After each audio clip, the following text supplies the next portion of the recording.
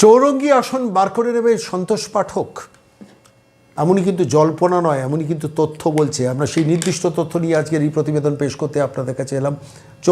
চৌরঙ্গী কেন্দ্রে আপনারা জানেন যে নয়না বন্দ্যোপাধ্যায় তৃণমূল কংগ্রেসের প্রার্থী, প্রতিদ্বন্দ্বিতা করছেন। তিনি ওখানকার বিধায়ক ছিলেন এবং তার প্রতিদ্বন্দ্বী হিসেবে এবার বিজেপি একটা মাস্টার স্ট্রোক দিয়েছে।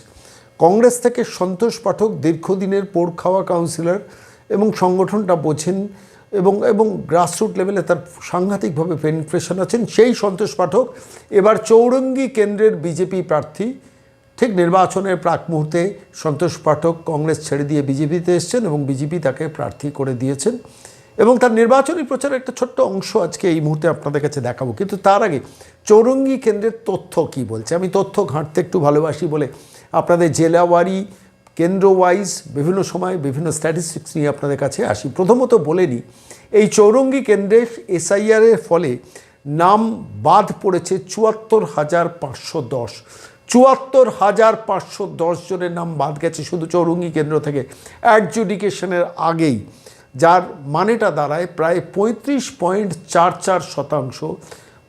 টোটাল ভোটারের ৩৫.৪৪%, 35.44%। তাঁরা কি তাদের কিন্তু এই 35.44%কে বাদ দেওয়া হয়েছে ভোটার লিস্টে। 35.44% জল ছিল, সেই জলটাকে বাদ দেওয়ার পর এবার সন্তোষ পাঠক নির্বাচনী আসরে প্রতিদ্বন্দ্বিতা করেছেন। দেখুন, ২০২১-এর নির্বাচনে দাঁড় করিয়ে রেখে পুলিশ ভোট করেছে চৌরঙ্গী কেন্দ্রে। প্রচুর এর অভিযোগ সেই সময় এসছে। নয়না বন্দ্যোপাধ্যায় একটা ম্যাসিভ মার্জিনে সেই সময় জিতেছিলেন। কিন্তু আমি 2016 সালে নির্বাচনের একটু স্ট্যাটিস্টিক্সটা ঘাঁটছিলাম যে চৌরঙ্গী কেন্দ্রে নয়না বন্দ্যোপাধ্যায় ভোট পেয়েছিলেন ৫৫,১১৯টা ভোট চৌরঙ্গী কেন্দ্রে পেয়েছিলেন নয়না বন্দ্যোপাধ্যায় 2016-তে। সেই সময় তার মূল প্রতিদ্বন্দ্বী ছিলেন সোমেন মিত্র কংগ্রেসের, তিনি পেয়েছিলেন ৪১,৯০৩ এবং বিজেপির পক্ষে প্রার্থী ছিলেন রিতেশ তিওয়ারি 2016 সালে। হিসেব করে দেখছিলাম সোমেন মিত্র, রিতেশ তিওয়ারির সম্মিলিত ভোট নয়না বন্দ্যোপাধ্যায় থেকে বেশি। নয়না বন্দ্যোপাধ্যায় ৫৫,০০০+ ভোট পেয়েছিলেন, আর সোমেন মিত্র, রিতেশ তিওয়ারির সম্মিলিত ভোট ছিল নয়না বন্দ্যোপাধ্যায়ের থেকে বেশি, ১,০০০ ভোট বেশি 2016-তে। এবার 2014 বাই ইলেকশন, এই কেন্দ্রে 2014 একটা বাই ইলেকশন হয়েছিল। সেই 2014 যে বাই ইলেকশন হয়েছিল সেখানে নয়না বন্দ্যোপাধ্যায় ভোট পেয়েছিলেন ৩৮,৩২৮, ৩৮,৩২৮, 38,328। সেখানে রিতেশ তিওয়ারি বিজেপির প্রার্থী ছিলেন, পেয়েছিলেন 23,৯৮৪, 23,৯৮৪। আর সন্তোষ পাঠক তখন কংগ্রেসের ক্যান্ডিডেট ছিলেন। সন্তোষ পাঠক 2014 বাই ইলেকশনে পেয়েছিলেন 23,৩১৭। তো আমি হিসেব করে দেখছিলাম 2014 বাই ইলেকশনে রিতেশ তিওয়ারির পাওয়া 23,৯৮৪ আর সন্তোষ পাঠকের 23,৩১৭, সব মিলিয়ে প্রায় দুজনের সম্মিলিত ভোট গিয়ে দাঁড়িয়েছিল প্রায় 47,০০০ বিরোধী ভোট।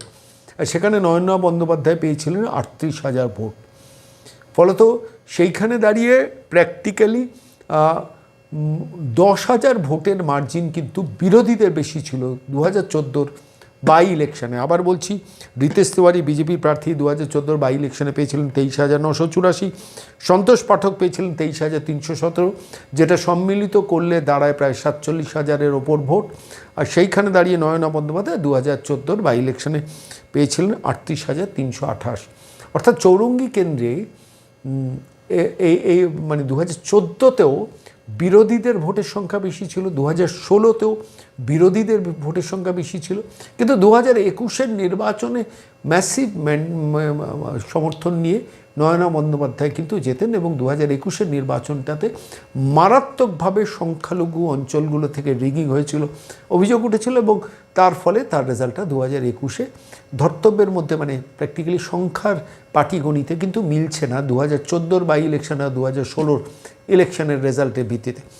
এই মুহূর্তে দাঁড়িয়ে সেই সন্তোষ পাঠক কংগ্রেসের যিনি সাংগঠনিক শক্তি, যার ওপর এন্টায়ার কংগ্রেসের ওই চৌরঙ্গী সিটের কংগ্রেসের সংগঠন নির্ভরশীল ছিল, ফলত একদম শূন্য হয়ে গেছেন। সন্তোষ পাঠক চলে এসছেন কংগ্রেসে।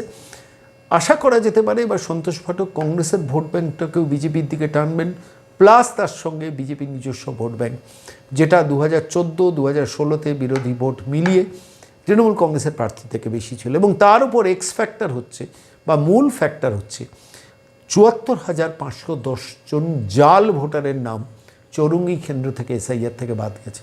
আমার নিজের মনে হয় এসআইআরের ফলে সব থেকে বেশি বেনিফিট যে বিধানসভাগুলো পড়বে তা পাবে, তার মধ্যে হচ্ছে চৌরঙ্গি। কারণ চৌরঙ্গি কসমোপলিটন এরিয়া, কে যে কখন ভোটার হিসেবে থাকছেন, কে যে কখন চলে যাচ্ছেন তার কোনো ঠিকানা থাকে না।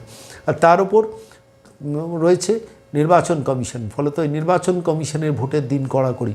আলটিমেটলি সন্তোষ পাঠকের সম্ভাবনা রয়েছে এই আসনটি উদ্ধার করা তৃণমূলের দাদা বৌদির সংসার থেকে, অর্থাৎ সুদীপ বন্দ্যোপাধ্যায়ের ঘরণী নয়না বন্দ্যোপাধ্যায়ের কাছ থেকে। সন্তোষ পাঠক কিন্তু সম্ভবত চৌরঙ্গি আসনটি উদ্ধার করে নিচ্ছে। আমি আজকে সরাসরি সেই চৌরঙ্গি কেন্দ্রে নিয়ে যাব, যেখানে তাপস রায় বক্তৃতা করছেন, পাশে সন্তোষ পাঠক, পাশে শুভেন্দু অধিকারী। চলুন গ্রাউন্ড জিরোতে সরাসরি চৌরঙ্গিতে। মমতা কালকে বাপ তুলেছে, বাবা তুলে গালাগাল দিয়েছে অমিত শাহকে, শালা বলেছে। শালা একজন মহিলা শালা বলছে। মমতা হারছে ভবানীপুরে, শুভেন্দু অধিকারী গতবারও হারিয়েছে, এবারও হারাচ্ছে। বাংলায় তৃণমূল 50-এর নিচে, কলকাতায় খাতা খুলতে পারছে না। কি বাংলার মুখ্যমন্ত্রী, কি ভদ্রমহিলা, তাই না? শুনুন, আস্তে আস্তে আমাকে সন্তোষ বলছিল, দাদা আমরা যখন কংগ্রেসে ছিলাম তখন বলা হতো না প্রিয়রঞ্জন দাস মুন্সিকে দেখিয়ে এই সুদীপ নয়না বলতো না দাদা বৌদির কংগ্রেস। এইবার এই দাদা বৌদিকে তাড়ান উত্তর কলকাতা থেকে, চৌরঙ্গি থেকে। পিসি ভাইপোর তৃণমূল, পিসি ভাইপোকেও তাড়ান। পিসি ভাইপো থাকবে না, ওদের সঙ্গে আছে কিছু গুন্ডা আর অসৎ পুলিশ অফিসার আর অসৎ পুলিশ কর্মী। এই অসৎ পুলিশ অফিসার কর্মী আর গুন্ডা ছাড়া ওদের সঙ্গে তৃণমূলের সঙ্গে কেউ নেই।